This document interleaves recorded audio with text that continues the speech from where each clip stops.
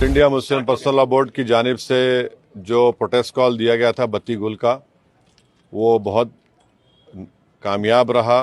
गैर मामूली उसका स्पॉन्टेनियस रिएक्शन रहा और ख़ास तौर से तेलंगाना, हैदराबाद और कर्नाटका से जो अभी तक हमारे पास रिपोर्ट्स आ रहे हैं, पूरे लोगों ने बिला लिहाज मज़हब मिल्लत इसका साथ दिया है। मैं उनका शुक्रिया अदा करता हूं।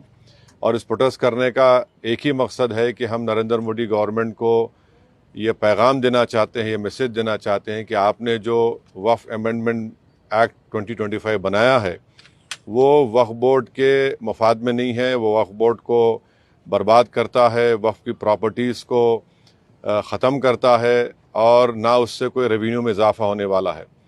तो ये हमारा प्रोटेस्ट इसीलिए था और क्योंकि जो कानून बनाया गया वो अनकॉन्स्टिट्यूशनल है। हमारे संविधान के फंडामेंटल राइट्स के आर्टिकल 14, 15, 25, 26 और 29 का ग्रेव वायलेशन है। इसीलिए ये प्रोटेस्ट कॉल दिया गया है। आइंदा 1-2 हफ्ते के बाद ह्यूमन चेन का भी प्रोटेस्ट होगा, राउंड टेबल कॉन्फ्रेंस होंगी।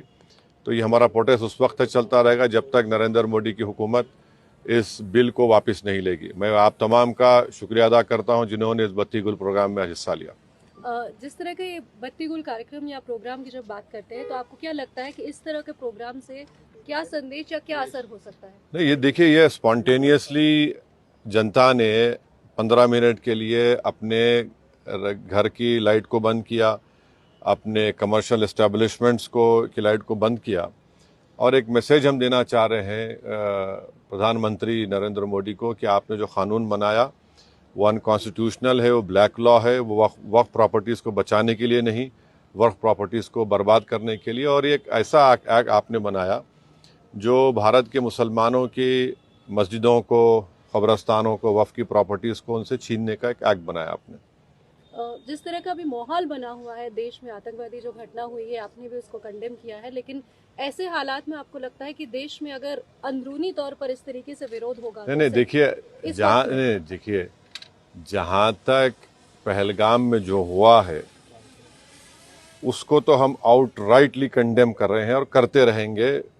और हमने उस टेररिस्ट एक्ट को जिम्मेदार पाकिस्तान की इस्टेब्लिशमेंट, पाकिस्तान की सरकार को खड़ाया है और उन्हीं की पूरी सरपरस्ती में, उन्हीं की तायीद, उन्हीं के सपोर्ट और फाइनेंशियल सपोर्ट से, मिलिट्री ट्रेनिंग से वो आतंकवादी पाकिस्तान से बॉर्डर क्रॉस करके पहलगाम तक आए और वहाँ पर उन्होंने 26 टूरिस्ट को जान ली।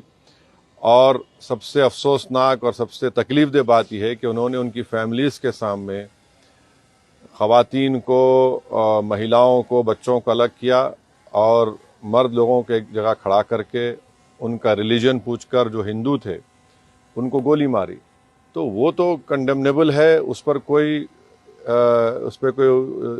डिस्कशन होने की ज़रूरत भी नहीं है। जहाँ तक हमारा ये प्रोटेस्ट है इस कानून के ख़िलाफ़, वो तो एक ऑनगोइंग प्रोटेस्ट था।